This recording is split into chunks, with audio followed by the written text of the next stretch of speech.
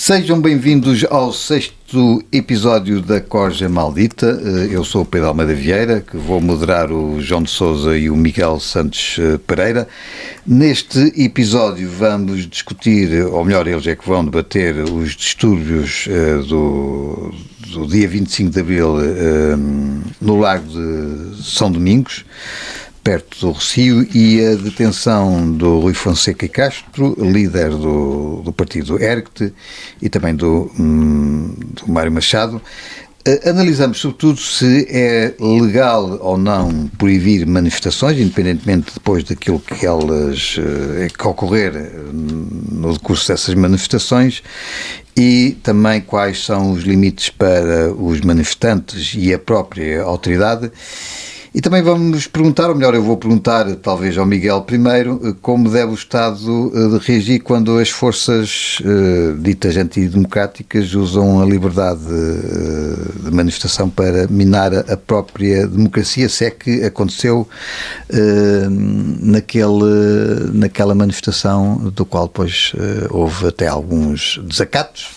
E houve a detenção de um líder partidário, mesmo que não esteja representado na Assembleia da República. O que é que tens a dizer sobre isso, Miguel? E antes de mais, olá. Olá Pedro, olá João. Olá Miguel. Esse é um ponto importante. Referiste, e tem alguma relevância, não é? Referiste ao facto de ser um líder partidário, Rui Fonseca e Castro. Começando por onde se deve começar, o início, não é? Onde é que o direito de manifestação vai buscar, o direito de reunião, o direito de manifestação vai buscar a sua gênese do ponto de vista da sua legitimação e do ponto de vista legal, a sua conformação. É exatamente o artigo 45 da Constituição da República Portuguesa. Nem sequer é uma lei, ou seja... É uma lei, é a lei. Não, a lei fundamental. Lei. Não, é a lei fundamental. A questão aqui é nenhuma outra lei, e julgo eu que estou a ser correto, nenhuma outra lei pode ir contra a lei fundamental, certo? Certo. Não, ir contra, claramente Sim. Que não. Mas é preciso perceber o espírito quando estamos a dizer o que é ir contra ou não ir contra. E porquê? O artigo 45 tem um número 1 e um número 2. No número 1 fala-se relativamente ao direito de reunião e o número 2 é reconhecido o direito de manifestação. É pacificamente aceito e, aliás, o Conselho Consultivo da Procuradoria-Geral da República tem um parecer número 11 de 2021, que versa sobre isto e que diz claramente, e eu concordo, que tanto o 1 como o 2, a forma como a sistemática está elaborada, no fundo conferem uma proteção análoga. Porque a reunião, basicamente, pode ser uma reunião dentro de um edifício ou fora de um edifício. Ou fora de um edifício. Mas o ponto deste 45, número 1, e que o número 2 também beneficia, tem a ver com o sem necessidade, não é? Os cidadãos podem ter direito de se reunir pacificamente e sem armas, mesmo em lugares abertos ao público, sem necessidade de qualquer autorização. Este é o ponto, é a regra geral. Agora, isto é relativamente, isto está pensado para um direito de reunião, um direito de manifestação, de forma pacífica, etc.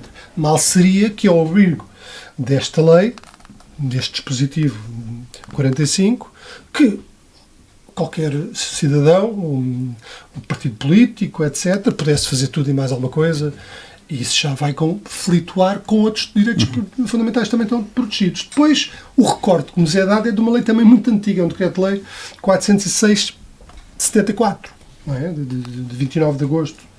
E qual é ele que sofreu só uma alteração, uma lei orgânica, penso que é 1 de 2011, foi aquela lei que alterou os governos civis e deu competência a outras entidades, e no caso que importa para esta lei, para este decreto-lei 406 74, ao Presidente de Câmara, à Câmara Municipal, e no fundo os poderes que eram do Governo Civil passaram para o Presidente de Câmara. Por isso é que se ouviu nessa tal manifestação do dia 16, dia 25 de Abril, 16 é a próxima, que tinha existido um pedido. Não é um pedido de autorização, é um aviso, uma comunicação que tem que ser feita, e que houve não sei se é verdade ou não conheço exatamente os factos, vou sabendo aquilo que tenho vindo a público, mas que houve um primeiro entendimento que não havia problema nenhum e depois as forças de segurança deram um entendimento relativamente diferente. E isto é importante.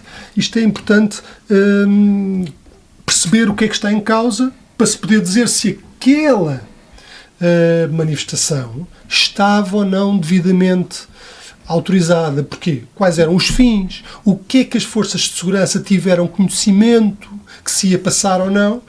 Eu, deste caso, não sei exatamente, mas basta ver. Em 2017, em Charlottesville, aquela manifestação dos vários partidos da direita, que era a manifestação Unir as Direitas, é possível ver, e sobretudo naquela rede social do Discord, que havia mesmo, que estava definido que iam para aquela manifestação para praticar atos de desordem pública, de violência, etc.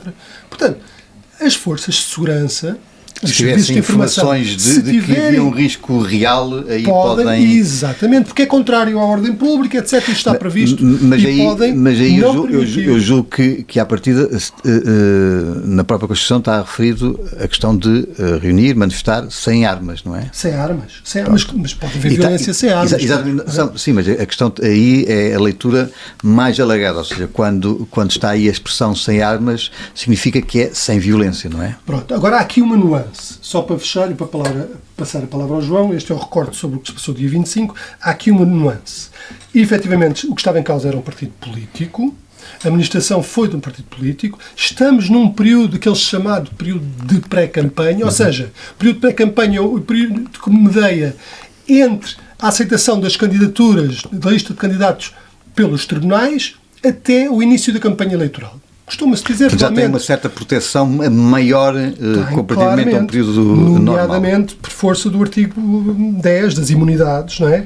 Esta lei eleitoral é a lei 14 de 79, 16 de maio, já teve uma série de alterações, a última julgo que seja 2020, e este artigo número 10 diz que nenhum candidato, e aqui aqueles líderes, pelo menos Rui Fonseca e Castro, é candidato, porque foi aceito pelo Tribunal e, portanto, já está neste período de pré-campanha, e o que diz é que nenhum candidato pode ser sujeito a prisão preventiva, a não ser em caso de flagrante delito por crime punível com pena de prisão maior. O pena de prisão maior aqui significa superior a 3 anos.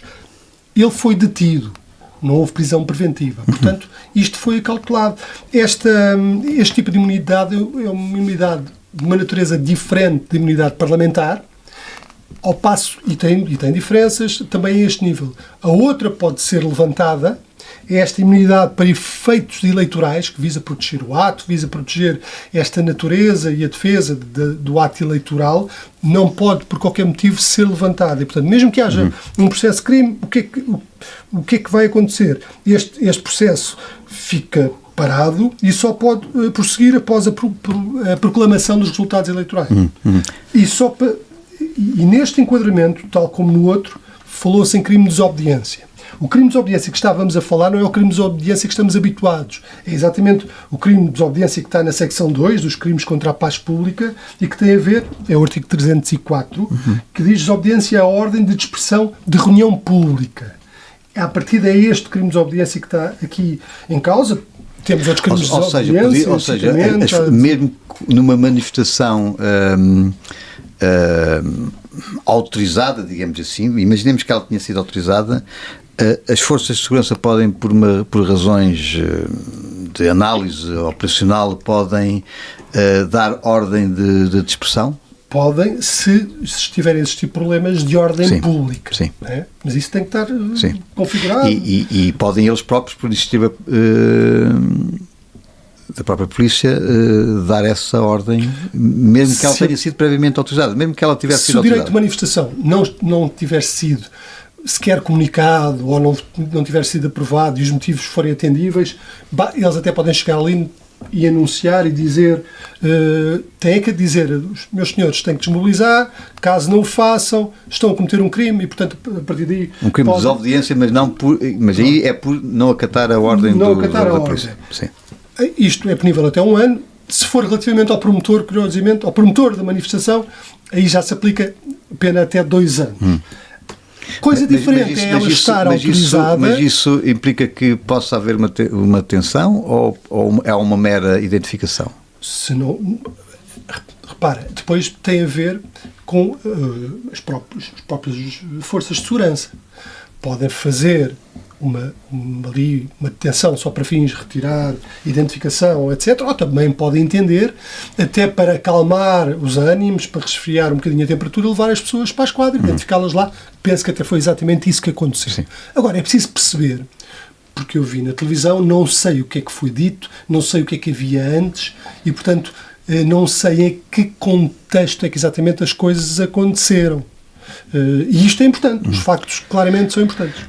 João, tivemos agora aqui esta visão mais jurídica do Miguel, do ponto de vista da tua perspectiva e que tens também uma perspectiva daquilo que são as autoridades policiais. O que é que tens a dizer sobre este processo? Não só a questão da detenção do líder do ERGT, mas também em relação ao comportamento das próprias polícias. Claro que não quero condicionar a tua resposta, mas basicamente gostava também de focar Sim, eu vou tocar aspectos. Nisso, mas vamos lá dar alguma cor e emoção a isto, que está tudo excelente, o que o Miguel disse, está nos livros. É assim, primeiro, manifestação de interesses. Eu não gosto de partidos e combato ferozmente todos os partidos que usam o imperativo na segunda pessoa do singular. Chega, ergue-te. Essas coisas, mandar as pessoas, já chega, ergue-te agora, eu não gosto disso. Segundo ponto, um toque aqui também para as pessoas saberem e tirar aqui um mito. Posso não concordar com nenhuma das palavras que dizes, mas defenderei até à morte o teu direito de dizê-las. Isto é atribuído a Voltaire. É mentira.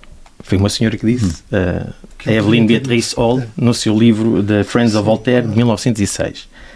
Mas aqui o que está em causa é o espírito daquilo que escreveu Voltaire, que é a defesa intransigente da liberdade da expressão e do pensamento. Portanto, primeiro ponto, deixem vir o ERGT, deixem vir o Chega, deixem vir todos.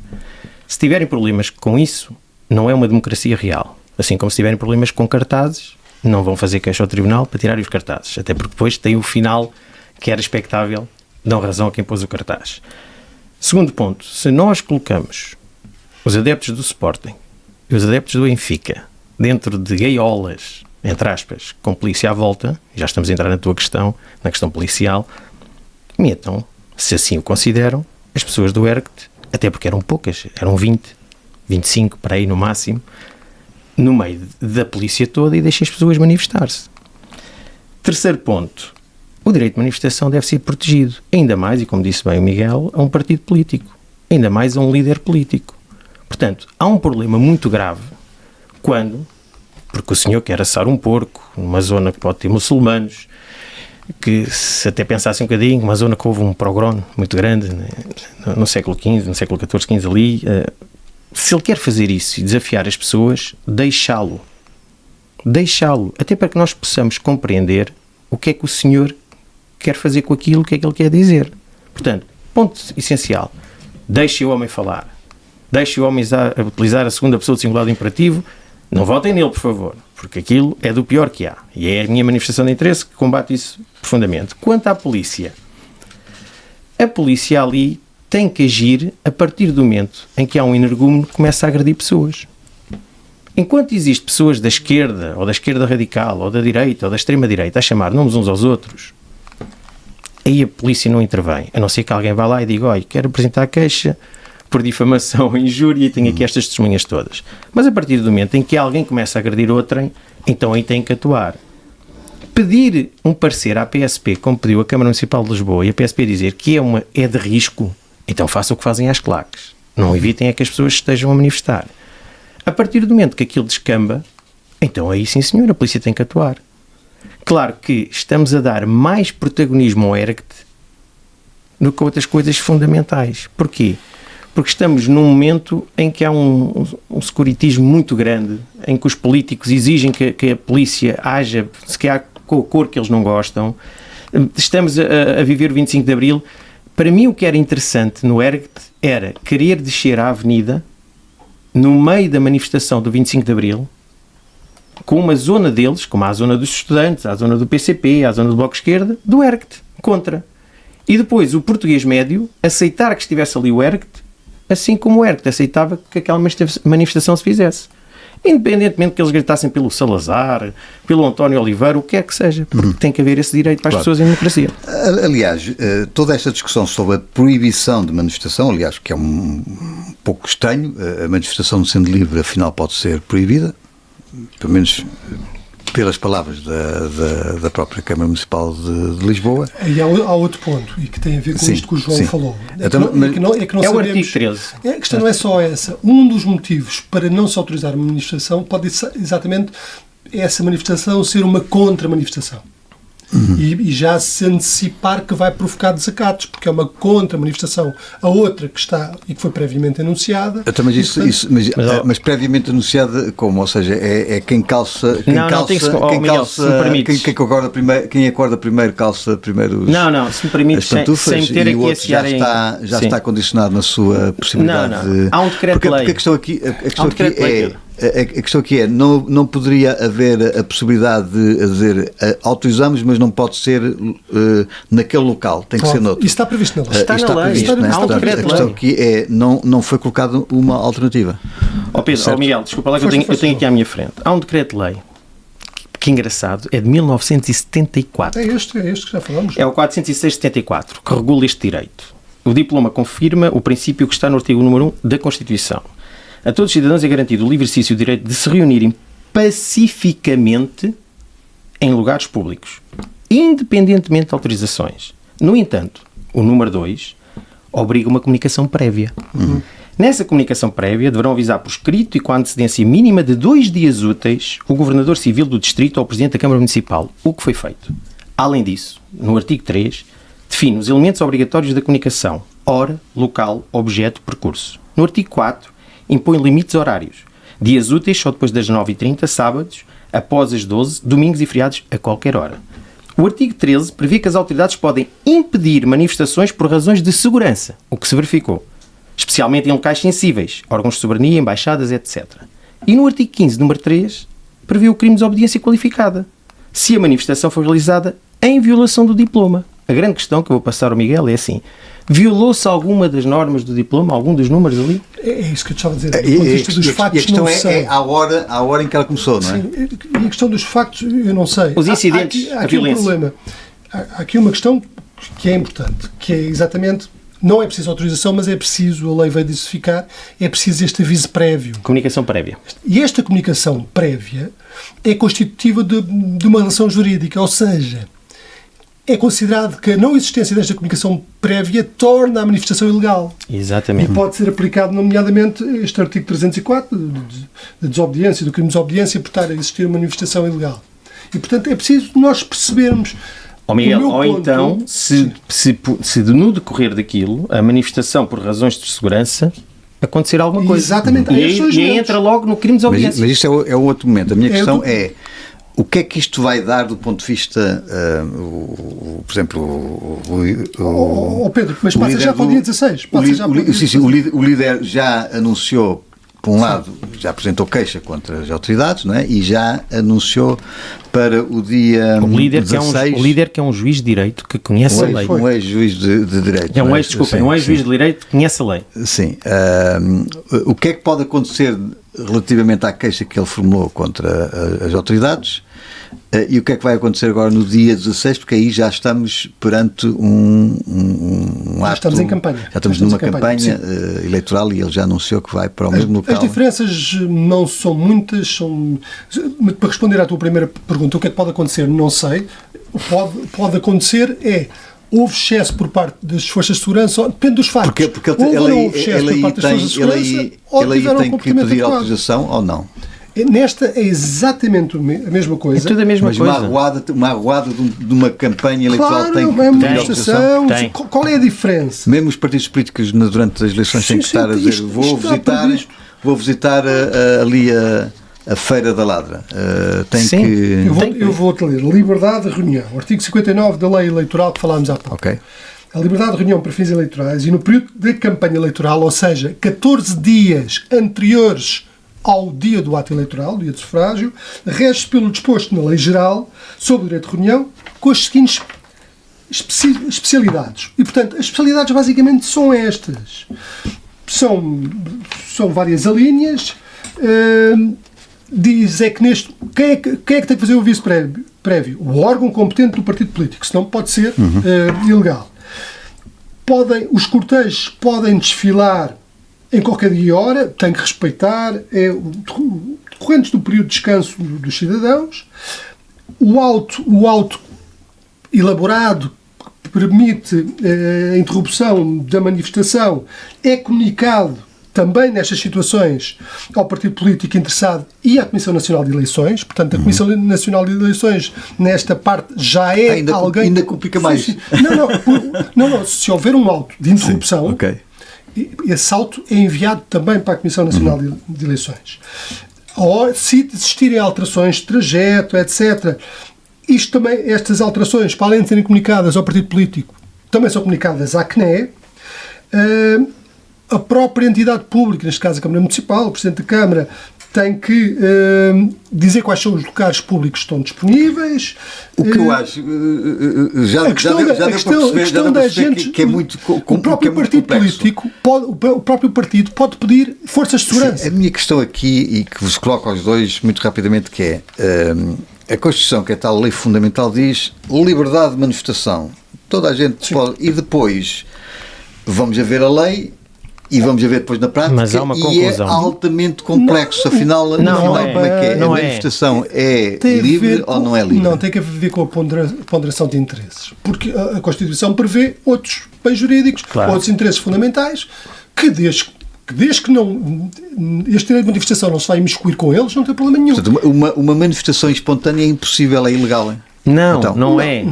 Oh, Miguel, perdão. Conclusão que é para as pessoas que nos ouvem perceber. Não é necessário pedir autorização para nos manifestarmos em Portugal. Não é. Não é. E a lei máxima, a Constituição diz isso. Então podemos sair aqui os três com uma bandeira e atravessarmos ali é obrigatório comunicar. A Avenida da Liberdade. Repara uma coisa. É obrigatório comunicar previamente a intenção de realizar a manifestação nos termos do Decreto-Lei de 74. Não é proibido, mas tem que se comunicar. O incumprimento da comunicação ou a violação das restrições legais, violência, ir para um sítio, por exemplo, ir para a Assembleia da República por ali adentro, entrar por ali, na escadaria até, isso então tem o crime de obediência. Aí há restrições. Porque é particular. Portanto, tu se quiseres sair daqui agora e ires-te manifestar sozinho, como é lógico, porque o direito é bom senso. Parece que não é, mas é bom senso. Sozinho não te ligam nenhuma. Agora, se tu levares atrás de ti e vier montes de gente, ou ires para um sítio onde sabes que vai haver problemas graves, tu tens que ter aquilo minimamente.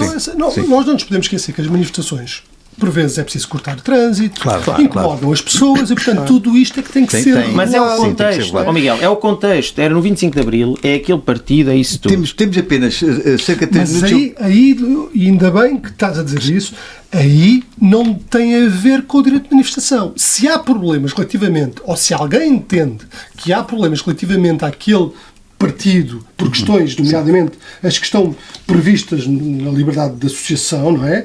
Por perfilhar ou não uma ideologia fascista, era isso cabe ao Tribunal Constitucional e ao Ministério Público. Mas é exatamente isso que eu gostava que ambos falassem agora nos poucos minutos que temos ainda para acabar este episódio, que é o grande problema está subjaz a uma questão também do contexto político e ideológico desta manifestação, não é?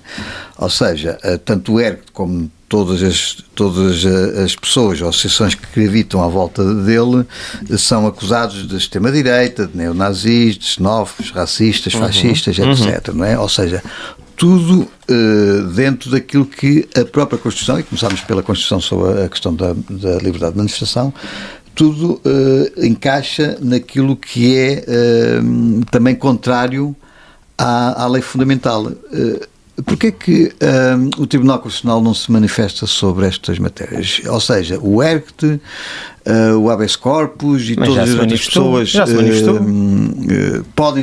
são considerados ou não neonazis, xenófobos, racistas, fascistas? Nem de propósito, tivemos os serviços de informação alemães a fazerem um estudo e uma comunicação a dizer que relativamente a um dos partidos, o AfD, que há exatamente, e lá inclusive é proibido a negação do Holocausto, pode levar à punição por crime. Aqui isto também está previsto perfeitamente na Constituição da República Portuguesa. O artigo 46 diz que não são consentidas associações armadas, nem tipo limitado, nem organizações racistas ou que perfilhem a ideologia fascista. E mais, um deputado da Assembleia da República, de acordo com o artigo 160, número 1, a linha D, se participar neste tipo de organizações que tenham ideologias fascistas, inclusive perde o seu mandato. A pergunta é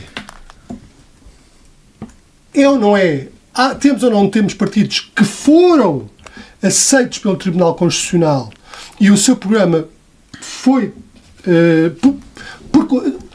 ou fazemos o controle uma única vez, e o programa que é feito pelo Tribunal Constitucional e sai num acórdão e aprova o partido político, e aí nenhum deles, daqueles que estão em vigor, foi considerado um partido como tendo ideologia fascista, ou se fazem uma análise a posterior e alguém diz, meus amigos, aquilo que estava nos estatutos deste partido, efetivamente, passou o crivo do Tribunal Constitucional e não consubstanciava uma ideologia fascista. Mas as atitudes deste partido, de assim, assado, seja qualquer um, são claramente mesmo dado entrevistas em manifestações, etc. O que me parece que neste país, e repara que foi o que aconteceu agora na Alemanha, os moderados vieram dizer vamos ter calma com esta circunstância da informação que foi dos serviços de informação.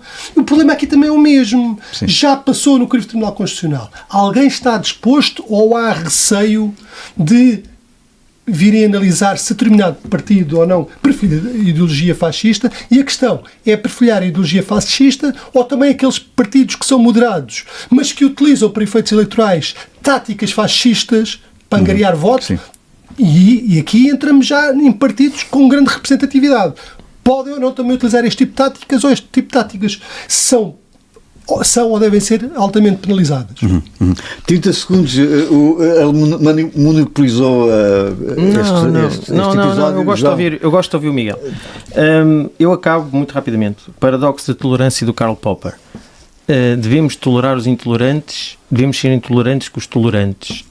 A questão é esta. Eu defendo toda a gente tem que falar, mas há uma certa altura em que temos que ser intolerantes. Exato. Porque senão isto descamba. Um abraço aos dois. Ficamos por aqui, voltaremos para a próxima semana com mais um Corja Maldita.